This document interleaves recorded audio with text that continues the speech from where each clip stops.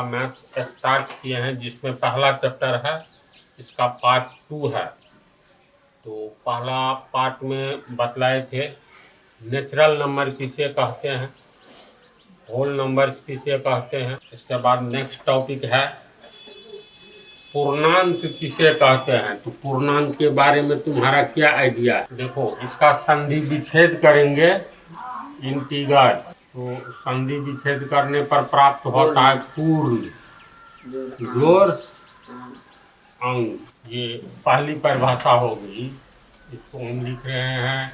पूर्णांक का अगर संधि विच्छेद करते हैं तो पूर्ण जोड़ अंक। पूर्ण का मतलब पूरा, पता है ना, पूरा संपूर्ण। अंक का मतलब अंक, अर्थात पूरी अंक को, जो अंक पूरा हो उसको पूर्णांक कहेंगे। तो पूर्ण अंक, पूर्ण का अर्थ होता है कंप्लीट, 100% कंप्लीट। अगर ये कहा जाए, पहले का एक पहली परिभाषा, अब पूर्ण अंक को पूर्णांक कहते हैं। ध्यान से सुनो। अगर मान लो जैसे सरस्वती पूजा होती है ना जी, विद्यार्थी सब करता है, तो सरस्वती जी की मूर्ति को खरीदता है। तो मूर्ति मान लो मिट्टी की जब बनाई जाती है तो पूर्ण कब होती है? हाथ बनाया गया, मतलब शरीर का एक एक अंग, मान लो सरस्वती जी की मूर्ति बन जाए, गर्दन इसमें नहीं जोड़ा जाए, तो हम लोग कहेंगे मूर्ति पूर्ण नहीं है, नहीं ना है। इसी तरह मान लो ये एक रोटी है, इस रोटी का कुछ टुकड़ा तोड़ लेंगे, इतना तोड़ लिए, इस रोटी को हम लोग पूर्ण, पूरी एक रोटी कहेंगे, पूर्ण रोटी नहीं कहेंगे। तो पूर्ण का अर्थ होता है कोई भी वस्तु है तो पूरी संपूर्ण वस्तु। अब ये रोटी है तो ये पूर्ण रोटी नहीं है। हम लोग कभी भी नहीं कह सकते हैं, जो ये कहेंगे क्या, देखो कहेंगे एक आदमी जा रहा है, 2 आदमी जा रहा है, 3 आदमी जा रहा है, 4 आदमी जा रहा है। ये कभी कहेंगे 1.5 आदमी, 1.5 को 1.5 लिखते हैं, 1.5 आदमी जा रहा है, नहीं कहेंगे। या तो आदमी एक होगा, या 2 होगा, या 3 होगा, बल्कि 2.5 आदमी नहीं हो सकता है। तो 2 आदमी हो सकता है, लेकिन आधा आदमी नहीं हो सकता है। तो 2.5 के बाद, ये 2 के बाद सीधे 3 आदमी हो सकता है। तो कोई भी संख्या पूरी है, कोई भी अंक पूरी है, तो उसको पूर्ण अंक कहेंगे। लेकिन इससे स्पष्ट नहीं होता है। उदाहरण लिख लो, बिल्कुल स्पष्ट करने वाली परिभाषा हम बतलाने जा रहे हैं। अर्थात पूर्ण अंक को पूर्णांक कहते हैं। जैसे 0, 1, 2, 3 ... ये सब पूरी अंक है। 0 भी एक अंक है। इसके बाद आ जाओ, अगर ये कहे ये 0 से आगे का अंक है ना। अगर हम लोग ये लेते हैं 0 से पहले का अंक, 0 से पहले भी अनंत अंक है, 0 के आगे भी अनंत अंक है। अगर कहेंगे -7, -6, -5, तो जिस अंक के पीछे हम माइनस लगा देते हैं उसे ऋणात्मक अंक या ऋणात्मक संख्या कहते हैं ना। तो ये सब ऋणात्मक संख्या है, लेकिन पूरी है। कोई कहेगा 7 रुपया हमें घाटा लग गया, तो इसका मतलब तुम्हारे पास 10 रुपया का तुमने कारोबार किया और 7 रुपया घाटा में चला गया, तो 7 रुपया तुम्हारी पूंजी से माइनस हो गया, यानी माइनस हो गया 7 रुपया माइनस हो गया, यानी ये ऋणात्मक अंक हो गया, ऋणात्मक संख्या जो बतलाए थे पहले पाठ में। तो पूर्ण अंक प्लस में भी हो सकता है, माइनस में भी हो सकता है। माइनस में होगा तो ऋणात्मक अंक हो गया, ऋणात्मक पूर्ण अंक यानी ऋणात्मक पूर्णांक। और प्लस में हुआ तो धनात्मक पूर्णांक। तो शून्य से पहले और शून्य के आगे संख्या रेखा पर संख्याएं स्थित होती है। तो शून्य से पहले -1, तब -2, -3, पीछे की ओर अनंत तक भागते चले जाओ। और शून्य के आगे 1, 2, 3, 4, 5, 6 अनंत तक चले जाओ। ये सब देखो, हम लोग कह सकते हैं 3 आम खाएंगे या 3 रुपया दो, पूरा पूरी रुपया हो गया। 2 रुपया 90 पैसा पूरा पूरी रुपया तो नहीं हुआ, 2 रुपया 99 पैसा पूरा पूरी रुपया नहीं हुआ। तो पूर्ण अंक, कुछ समझ में आ रही है बात? जो अंक अपने आप में पूर्ण हो, पूर्ण जोड़ अंक, उसे पूर्णांक कहेंगे। जैसे -20, -19, -70, -1 करोड़, -2 करोड़ प्लस में बोलोगे तो 1, 2, 3, 4 गिनती की सभी संख्याएं पूर्ण संख्याएं होती हैं। शून्य भी पूर्ण संख्या है। शून्य के पहले जितने भी ऋणात्मक संख्या हैं सब पूर्ण संख्या है। तो पहली परिभाषा समझा। जैसे अगर हम लोग 8 लिखते हैं तो 8 को हम लोग किस तरह से दूसरे ढंग से भी लिख सकते हैं। जैसे 8 कोई भी दुनिया का कोई भी अंक जो है अकेले नहीं लिखा जाता है, ये मालूम है। अगर हम लोग 5 लिखते हैं तो इसका अर्थ हुआ इसको हम लोग 5/1 लिख सकते हैं। 5 में 1 से भाग देंगे तो फिर 5 ही होगा। तो कोई भी संख्या या अंक अंश बटा हर के रूप में रहता है इसी बात है ना।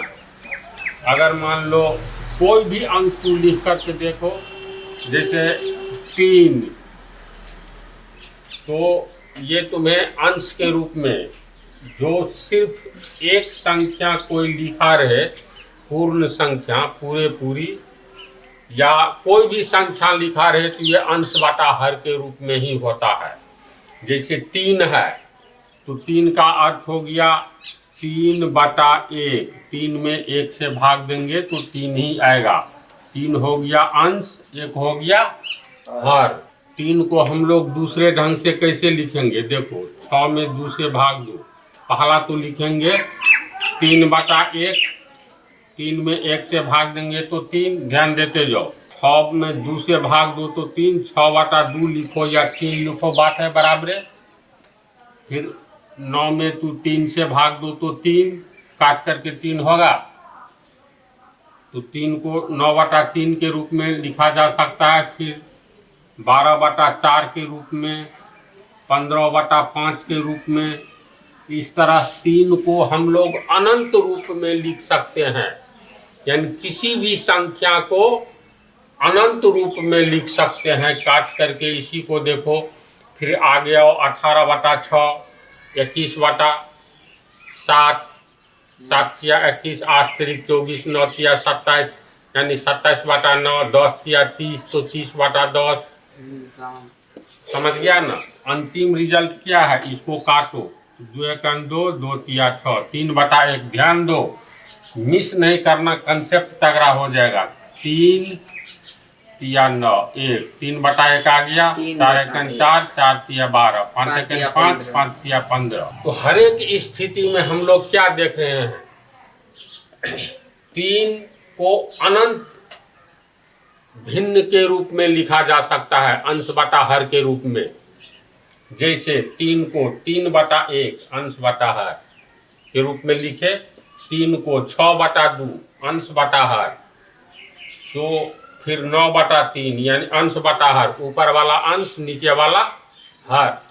तो किसी भी संख्या को हम लोग अंश बटा हर के रूप में लिख सकते हैं।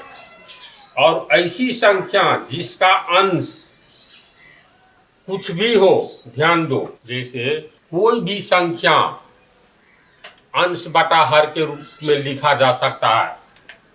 5 को हम लोग लिखेंगे 5/1, 5 हो गया अंश, 1 हो गया हर। जिस भिन्न का 5/1 एक भिन्न हुआ, यानी अंश बटा हर हुआ। ऐसा भिन्न जिसका अंश कुछ भी हो लेकिन हर के रूप में एक हो तो वह पूर्णांक कहलाएगा। समझा बात?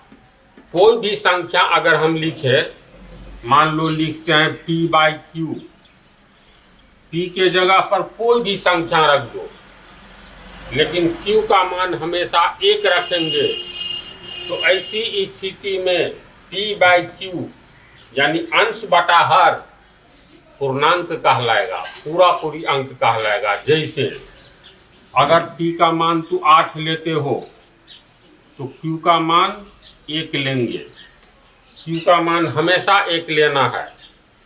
अगर p/q में p कोई भी संख्या हो लेकिन q होना चाहिए, q का मान, q का वैल्यू 1 होना चाहिए, तो ऐसी स्थिति में p/q पूर्ण संख्या कहलाएगी।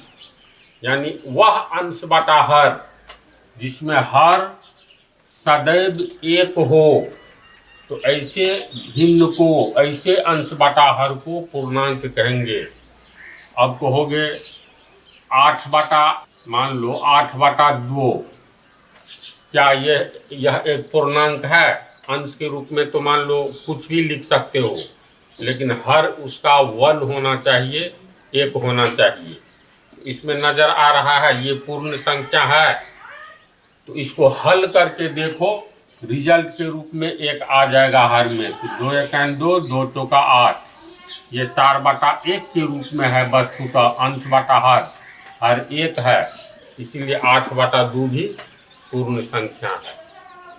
अगर हम लोग कहेंगे परिभाषा के अनुसार ऐसा अंश बटा हर यानी ऐसा भिन्न जिसका हर सदैव 1 होना चाहिए, तो ऐसी ही भिन्न को पूर्णांक कहेंगे। तो अब अगर मान लो कहोगे 5.6/1, इसमें तो अंश कुछ भी हम बोले ले लेने के लिए, लेकिन हर एक तो यहाँ तो 1 है ना, तो ये पूर्ण संख्या है?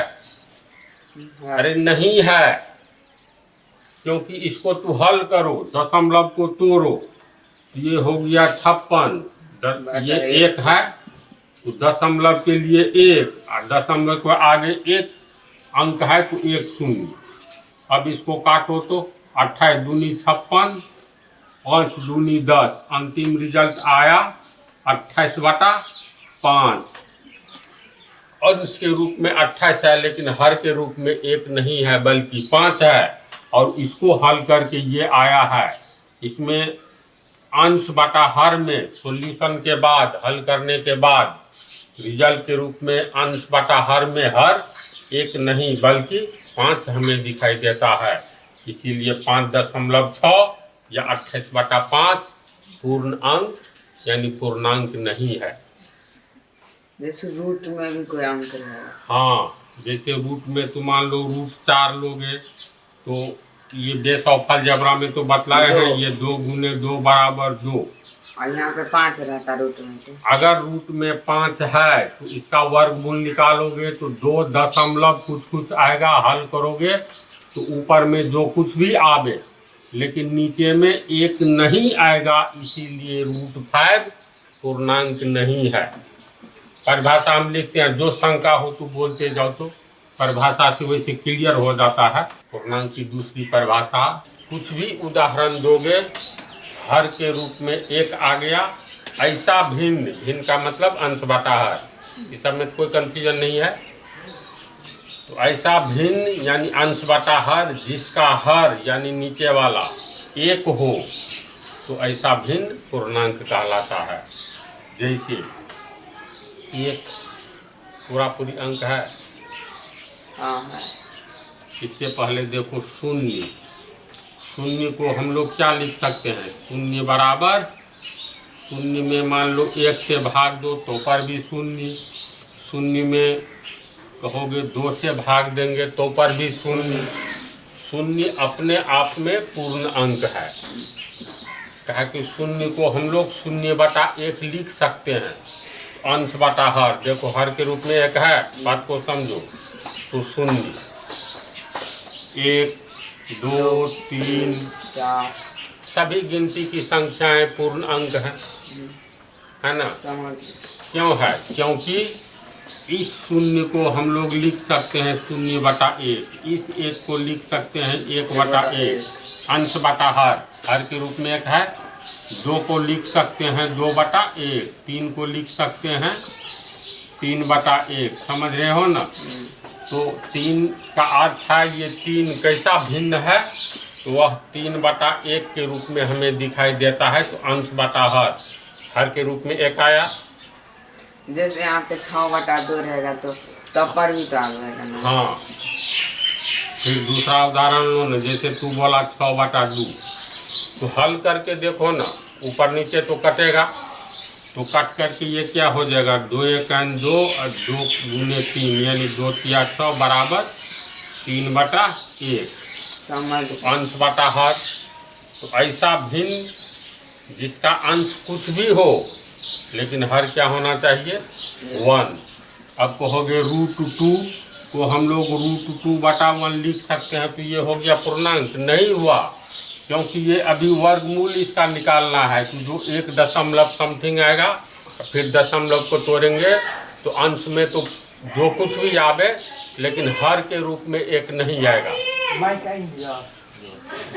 बात को समझ रहा है?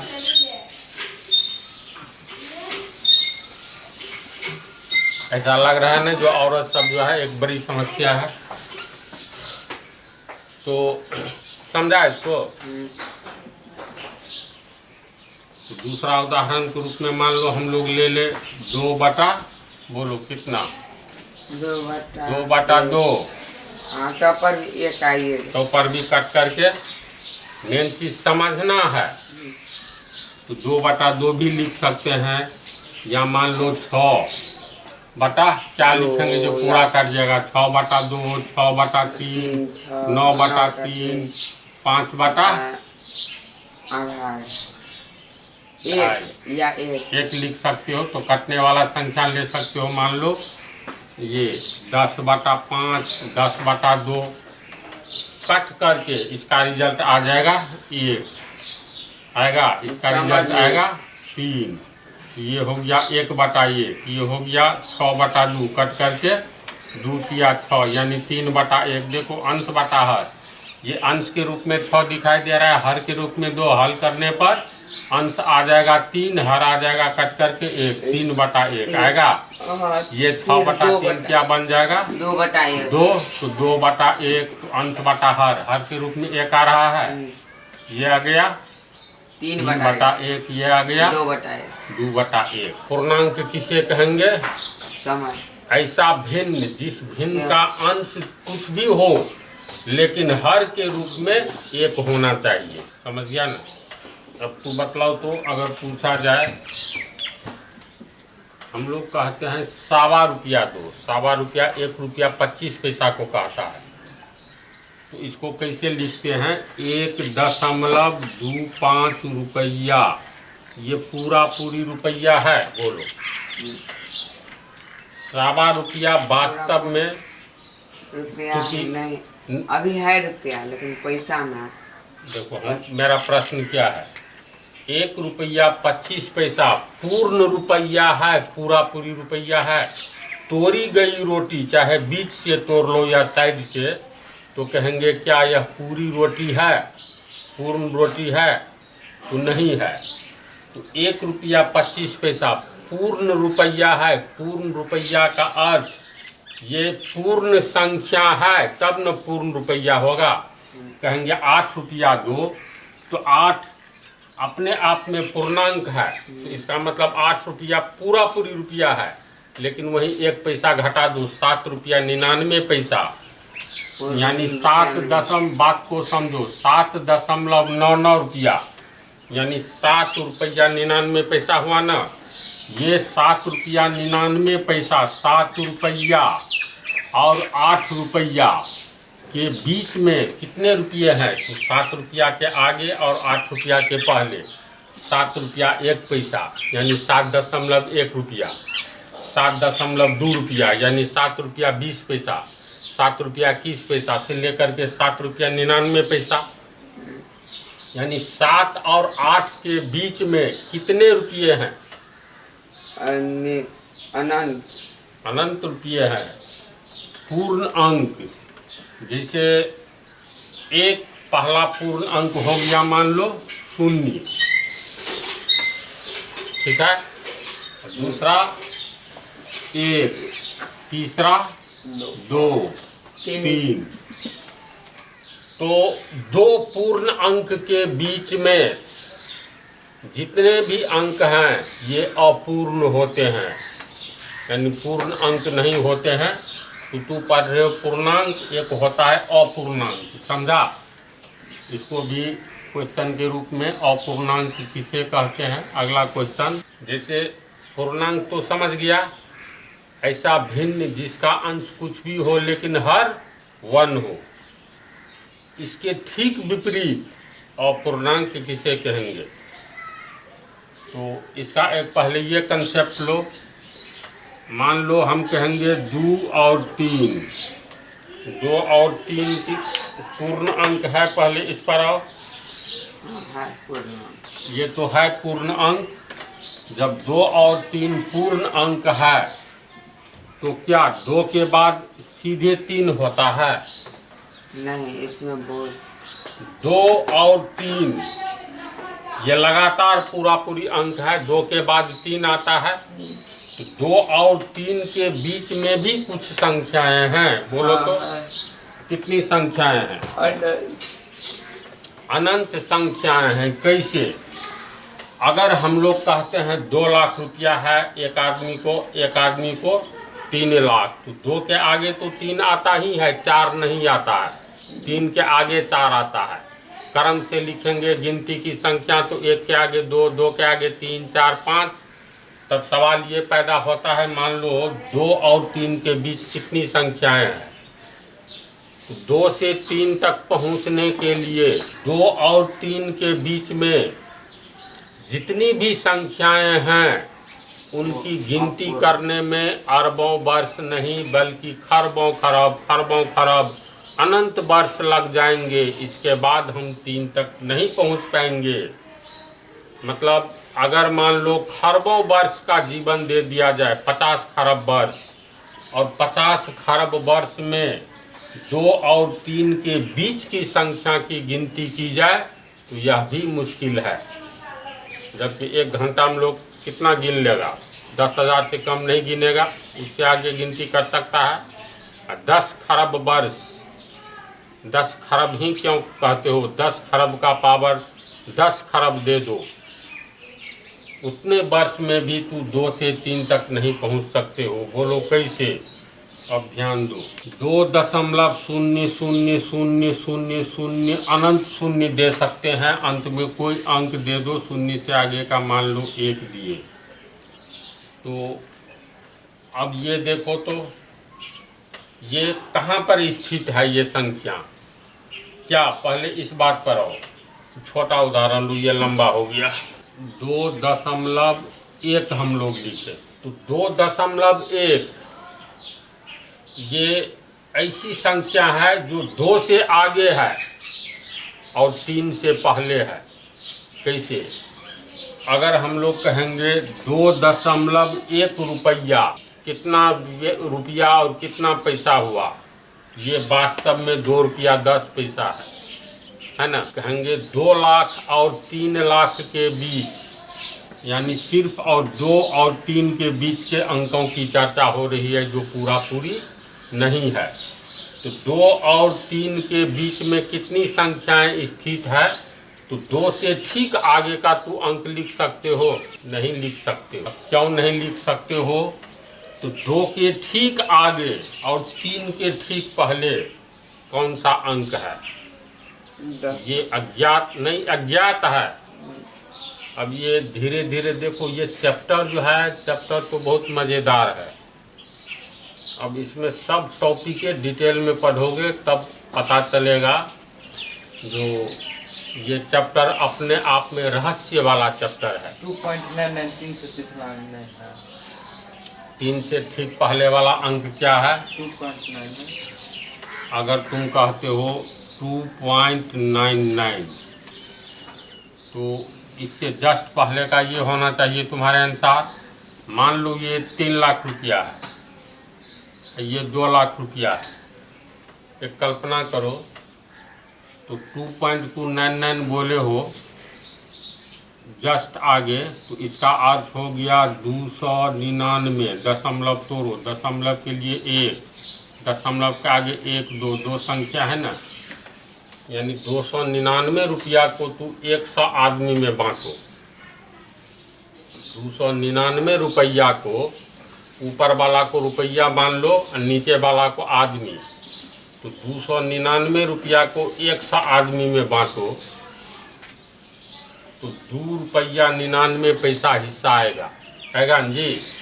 299 रुपया के बदला 300 रहता, तब 100 आदमी के बीच में बांटते तो 3 रुपया आता। तो 3 के ठीक पहले का अगर ये है तो 299 रुपया को हम लोग 100 आदमी के बदला 1000 आदमी में बांटेंगे तो ये कितना हो जाएगा बोलो तो? 100 तब तो ये 1 से पहले का चला जाएगा। ये नहीं है, 3 से जस्ट पहले का ये 2.99 नहीं है। कैसे नहीं है? तो पहले अपूर्णांक के बारे में अच्छी तरह समझ लो। अपूर्णांक ऐसी संख्या होती है, ऐसा पूर्ण मतलब अपूर्णांक, अ मतलब नहीं, इसका संधि विच्छेद करोगे अपूर्णांक, ये हो गया अ, जोड़ पूर्णांक या पूर्ण जोड़ अंक, ऐसे होगा संधि विच्छेद। अ मतलब होता है नहीं, पूर्ण मतलब पूर्ण, अंक मतलब अंक, यानी पूर्ण अंक जो नहीं हो वह अपूर्णांक होगा। तो पूर्ण अंक कौन सा नहीं है? तो जिसका अंश बटा हर में, जिसके अंश बटा हर में ये हर एक नहीं है, बल्कि एक को छोड़कर कुछ भी हो सकता है, कोई भी अंक हो सकता है। समझ गया? इसमें भी 2-3 परिभाषा लिखाएंगे, कुछ टाइम लेगा, इसलिए इसको अगले पार्ट में रहने